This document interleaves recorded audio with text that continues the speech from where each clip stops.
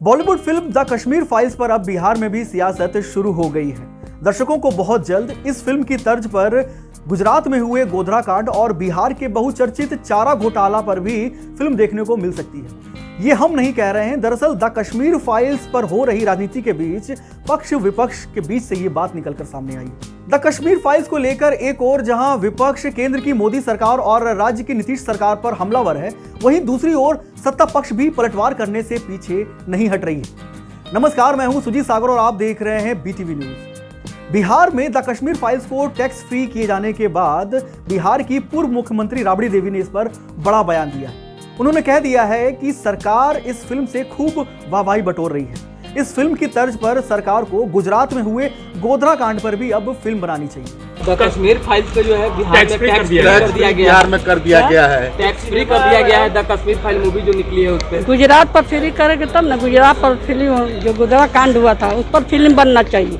गुजरात में जो कांड हुआ उस पर गोधरा कांड तो उस पर फिल्म बनना चाहिए।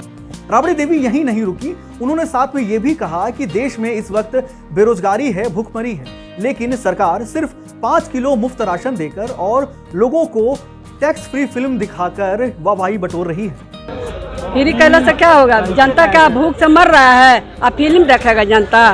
5 किलो गेहूँ 5 किलो चावल देने से पेट भरेगा? रोजगार नहीं है, जवान ऐसा ही उम्र खत्म हो गया, सबका उम्र खत्म होने जा रहा है, तो उसका लोग बिहार के जनता नहीं सोच रहा, चाहे देश के जनता। 5 किलो गेहूँ 5 किलो गरीब के मिल जाता तब बाबाई लूटा था, मिला था। आज जिंदगी खराब हो गया, उम्र खराब हो गया, सबको रोजगार मिलना चाहिए, नौकरी मिलना चाहिए। 5 किलो गेहूँ चावल देने से नहीं होगा। राबड़ी देवी के इस बयान पर एनडीए की सहयोगी दल हिंदुस्तानी आवाम मोर्चा ने भी पलटवार किया है। हम के राष्ट्रीय प्रवक्ता दानिश रिजवान ने राबड़ी देवी के इस बयान पर हमला करते हुए क्या कुछ कहा है वो आप सुने। देखिए, कश्मीर फाइल पर बयान देने वाली बिहार के पूर्व मुख्यमंत्री राबड़ी देवी जी को स्टेटमेंट देने से पहले ये सोचना चाहिए कि बिहार हित के लिए कुछ हो। और बिहार चारा घोटाले के लिए भी जाना जाता रहा है, बिहार कम उम्र में संपत्ति अर्जित करने के लिए भी जाना जाता रहा है। इसलिए आदरणीय राबड़ी देवी जी से आग्रह है कि वो फिल्मकारों से अनुरोध करें कि वो चारा घोटाले के ऊपर में भी एक फिल्म बनाए कि किस तरीके से स्कूटर और मोटरसाइकिल पर गाय और भैंस ढो दिए गए, किस तरीके से उनके पुत्र तेजस्वी यादव जी ने 12 साल की उम्र में अरबों की संपत्ति अर्जित करी। ये गंभीर विषय है और हमें लगता है कि इसके ऊपर में भी फिल्म बननी चाहिए कि देश की जनता को पता लग पाए कि कैसे लालू प्रसाद यादव जी के दिशा निर्देश पर स्कूटर पर गाय और भैंस ढो दिया गया, कैसे 12 साल की उम्र में संपत्ति अर्जित कर ली गई। ये गंभीर विषय है और इस पर भी फिल्म बननी चाहिए। तो दानिश रिजवान ने यह साफ कह दिया है कि अगर फिल्म बननी ही है तो गुजरात के गोधरा कांड पर ही क्यों, फिल्म बननी चाहिए बिहार के बहुचर्चित चारा घोटाला मामले पर। किस तरह से 12 साल का एक लड़का इतनी कम उम्र में करोड़ों की संपत्ति का मालिक बन गया, इस पर भी फिल्म बननी चाहिए। लोगों को पता चलना चाहिए कि बिहार में क्या होता है। दानिश रिजवान का जो इशारा है वो साफ तौर से नेता प्रतिपक्ष तेजस्वी यादव की तरफ ही है। तो पूरे देश में द कश्मीर फाइल्स पर राजनीति शुरू हो गई है।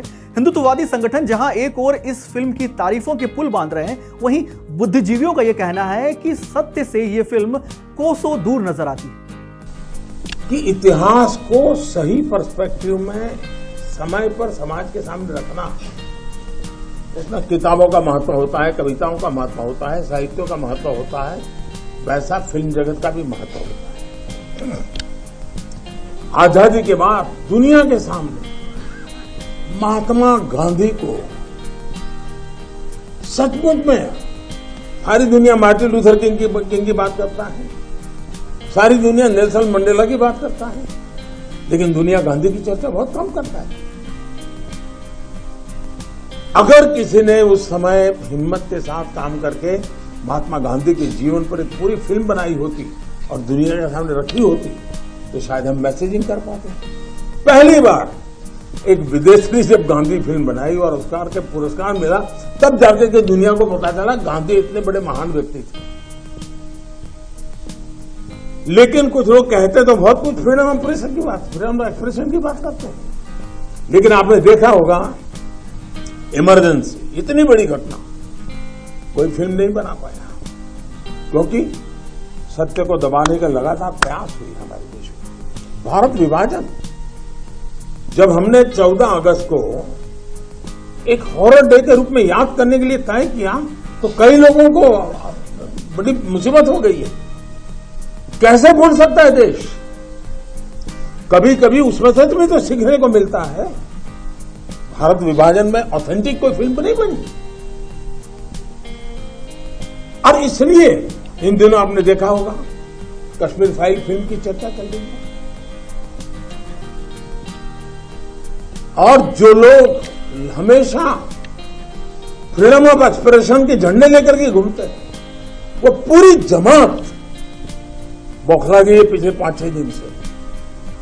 और ये फिल्म का तथ्यों के आधार पर, आर्ट के आधार पर उसकी विवेचना करने के बजाय उसको डिस्क्रेडिट करने के लिए बड़ा मुहिम चला है। आपने देखा होगा एक पूरी इकोसिस्टम कोई सत्य उजागर करने का साहस करे, उसको जो सत्य लगा उसने प्रस्तुत करने की कोशिश की, लेकिन उस सत्य को न समझने की तैयारी, न स्वीकारने की तैयारी है, न ही दुनिया इसको देखे इसके लिए उनकी मंजूरी है।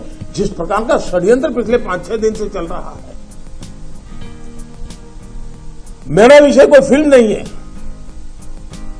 मेरा विषय है कि जो सत्य है उसको सही स्वरूप में देश के सामने लाना देश की भलाई के लिए होता है।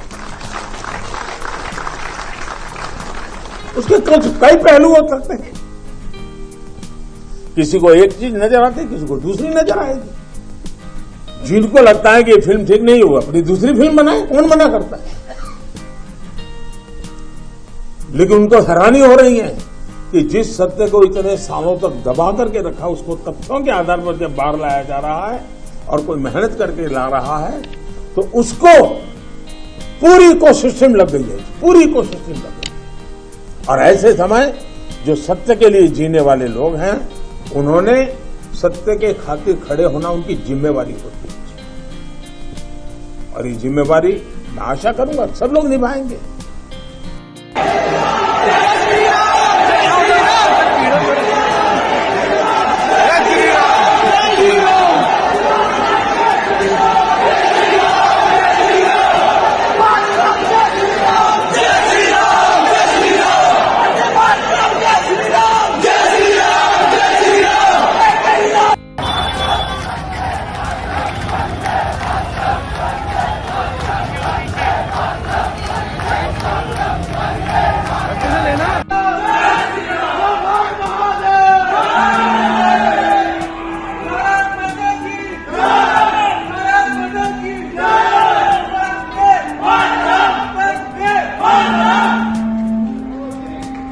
देश दुनिया बिहार की हर छोटी बड़ी खबर के लिए आप बने रहें BTV न्यूज के साथ। आपका बहुत बहुत धन्यवाद।